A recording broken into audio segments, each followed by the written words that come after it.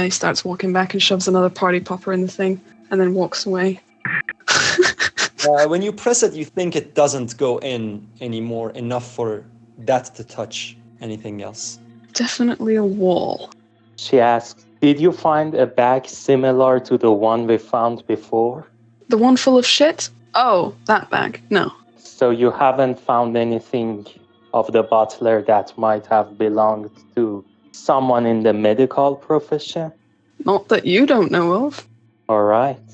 Let me just note as the DM, when you guys found the backpack, you did find another bag inside it that seemed like the forensics bag, but it was cataloged away by Cinder with the rest of the containers, like the diary, the different bags, and the different things. Oh, shit. I hope Cinder will tell that to Succ at some moment. Yeah, Cinder would mention that. And also, who has the book, by the way? The Untitled. That would be in Cinder's hands. All right, I shall go look for whichever Cinder has it. Yeah, absolutely. Grab what they need. So, Artemis? While he has the book, he's just going to go to the bathroom and check on the arm, and he wants to go through the book and use the Between the Lines perk as well. You check the arm and you see that definitely this ecosystem down here is connected to the house, because already it seems to be making very thin growths towards this arm. And you look at the book. It explains that the preach book, as it calls itself, the preach book's lack of a title is a tradition that aims to preserve its sanctity. The preacher introduces herself as a battle nexus, while hinting at others of her kind who disagree with her, believes in the immortal presence and necessity of direct conflict and violence when it's come to treading the path to an end that she describes as the reassembly of scattered shards into gods. The preacher then divides the writings into two sections, teachings and nexus.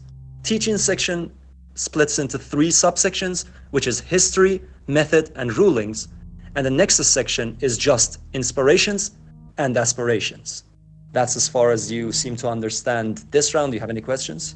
Does this connect in any way to Noel being a god? To Noel being a god, no. So that little damn. Sachiko? Inspect the bag. Filled with what you could only describe as torture tools. And it reminds me of Doctor's lab. Yep, everything is categorized, organized, and kept the exact same way Dr. Slab would keep and teach. So is this Dr. Slab's original tools, or are these... Disciples, you think? All right. Do I feel like they have been used to torture anyone or not? You wouldn't know if they have been, just because they seem so well kept and sterilized. Okay. I guess maybe Noel, if he took a look at them, he would know if they were used or completely new. Also, is there a kind of a device that is very light so it wouldn't encumber Succ, but she might use it to attack people if she's in a pinch? Nothing at all suitable for lethal damage. So she turns to Cinder and says, do you want me to tell you something fucked up? Sure. When I think about what is programmed as my past, do you know what I miss the most? Tokyo. City streets, malls, trees, arcade shops, the places that I used to go as a schoolgirl. These are the only places in my past that I don't associate with a trauma of some kind. But do you know why I say this is a fucked up thing to say? Why? I have never been to Tokyo. I'm a fucking clone. You still have memories, hon. Yeah, but I think there's something perverse to feel nostalgic about things you have never experienced. I miss horses. I miss riding. There are so many things I miss that this body hasn't experienced. That doesn't mean that my mind hasn't, though. Well, I guess you're lucky that the question is so easy for you to answer.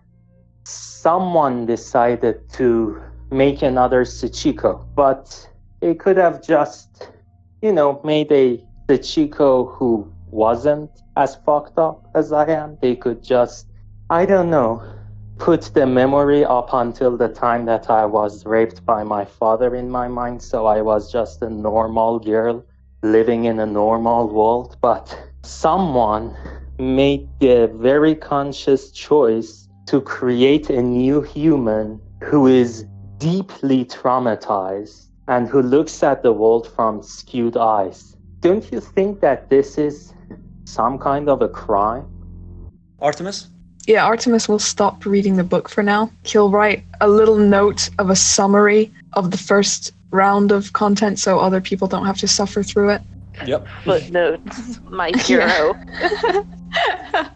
And he has an idea for preserving the face. He wants to try to see if he can, in the sleeping area, so like where Noel would be sleeping, he connects the face mask to the wall to the house in some way, perhaps using a bit of the flesh or skin from the arm, and then seeing if that will connect it. And then when he's sleeping, he can wear this mask. Basically, charge it for the rest of the day. Put it on your face when you're sleeping. Yeah, exactly, I feel this would be very good for Noel's psychological health too.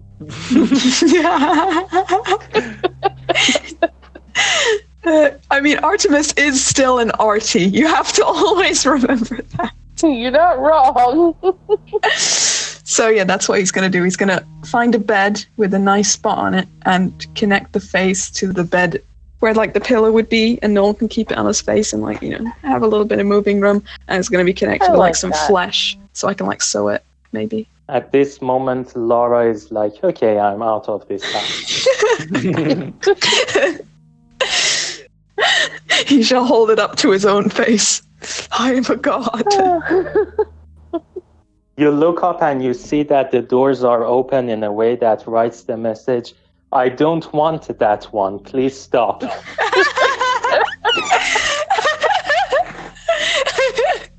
So do I think this would be possible?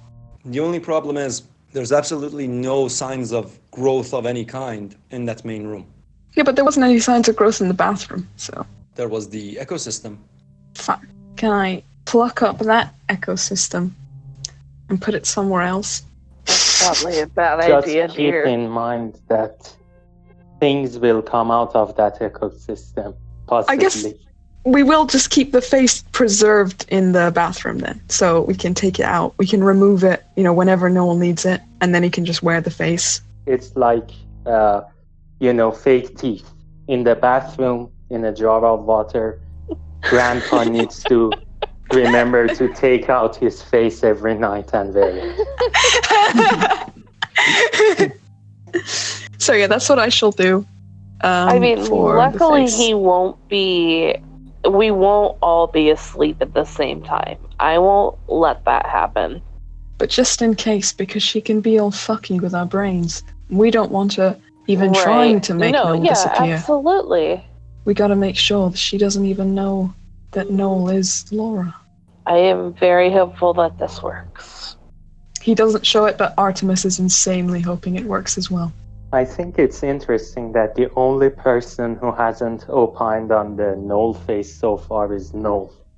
Yeah. He hasn't objected, so he must be fine. He wants to take one of the leather shoes and try putting it on the, near the ecosystem and the walls to see if the shoe does anything, because it's a leather shoe. Next time that we open the bathroom door, a mutated cow comes out and kills us. This actually stemmed from the fact that as emergency rations, Artemis was going to boil and eat the shoes.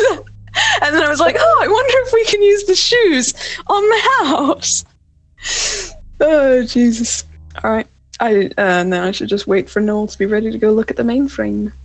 Then I will follow. I will allow. Oh, yes. So Sachiko comes and takes a look at the room and looks at Artemis and says, "This is very impressive. Do you permit me to pat you on the back again?" Oh, yes. He turns around and presents his back.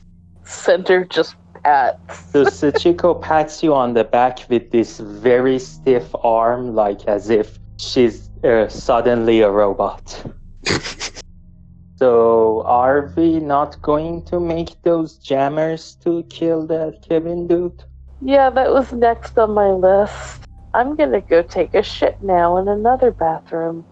It would be cool that if each cinder who comes out tells to the previous cinder, I'd give it a 5 minute. Artemis is dragging Noel with the tablet up to the pool. Cinder goes to the toilet. Noel starts to go up together with Artemis.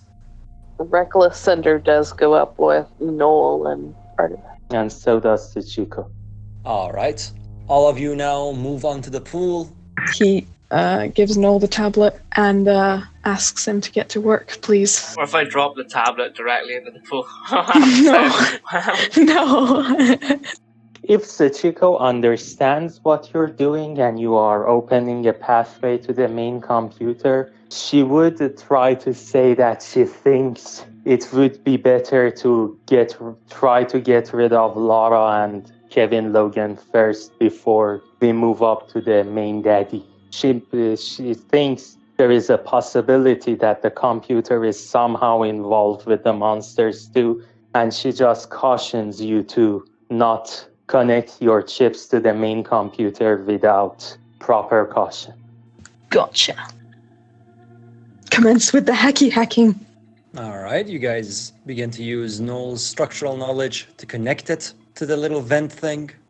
You hack into the computer, Noel, and you believe this is the big boy system in this place. However, you know that because the chip is missing, the security chip, basically what is known as the last say, which is like a hard lock for all of these systems, until you get that chip back, the computer is functioning strangely.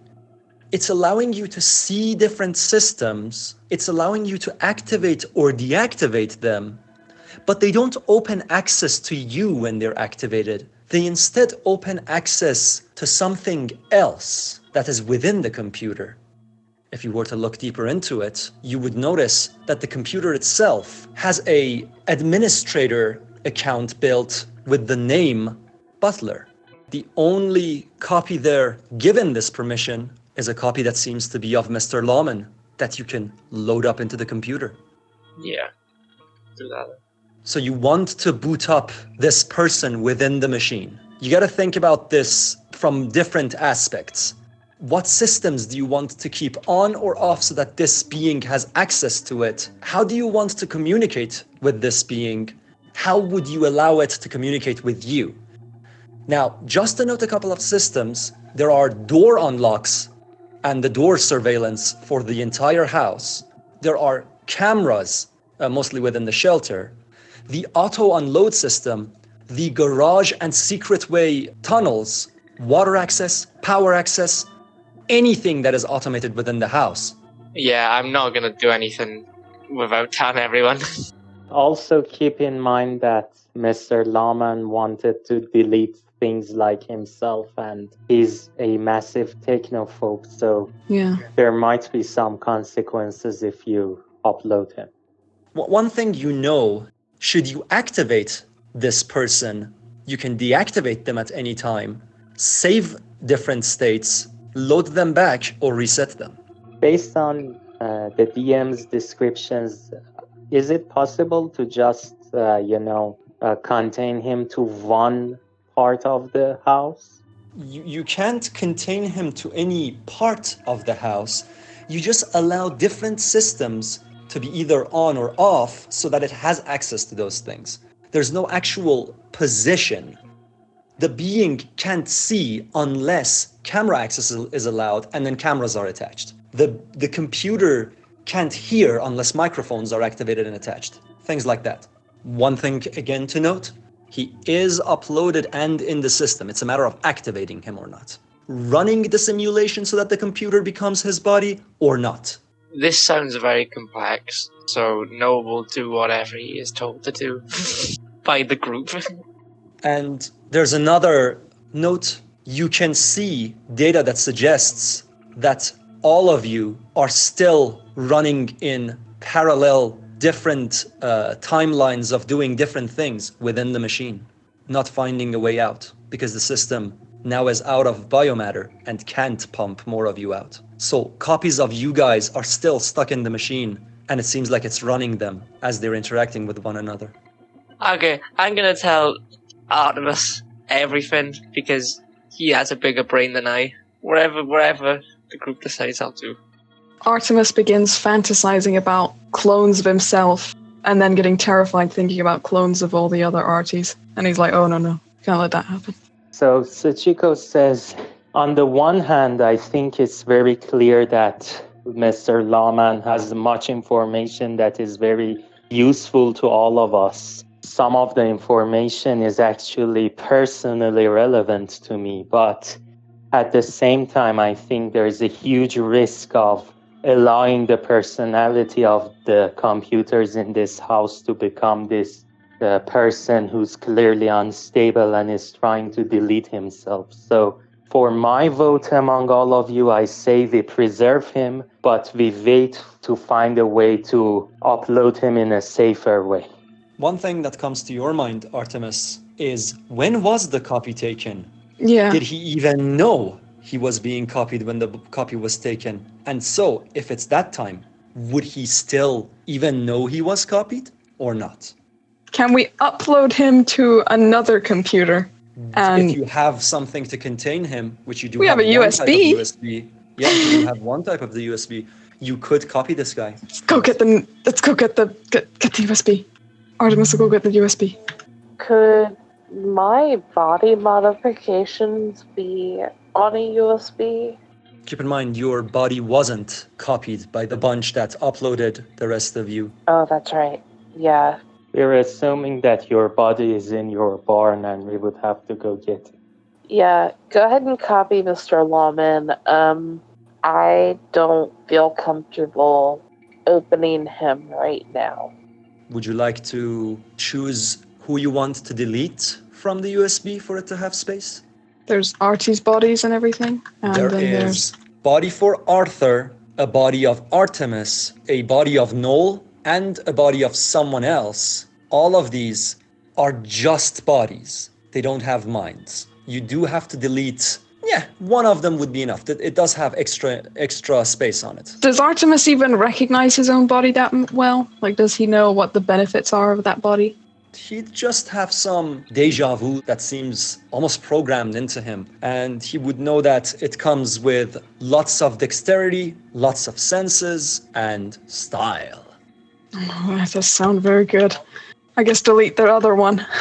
No, before you do that, sorry. I just think that first of all, that other body might be very important. We shouldn't delete something that we don't know what it is. Can the bodies on the USB, just like one of them, just be stored on the computer? The computer will have free space if you allow there to be less temporary files going on, and that means to kill all the rest of you off. We might be wasting very important resources. I think if we find a father, we might have more important data to make an informed decision about what to do with Mr. Lawman and the rest of the bodies. We could store it on the computer, but we just have to remove some temporary files, which would mean the other versions of us which are running in a simulation, which are just simulations, I guess, we could turn those off. Now, Artie already wants to turn off his simulation. If we want to continue living at these people, we either need to get to the shelter and stay safe from the storm, or we need to find another person to upload us with these new memories. But in general, my vote is let's get rid of the known threats before we venture into new threats. I just don't want us to delete something that already has a basis of understanding. Does that make sense to anybody? But it is just simulations of us, I'm fine with turning off the simulation. I would even be happy to think that there are no more Suchikos out there in the world living the same shitty existence that I'm living in because someone decided to preserve all the traumas. But I'm really wary about turning on Mr. Lawman, that is all.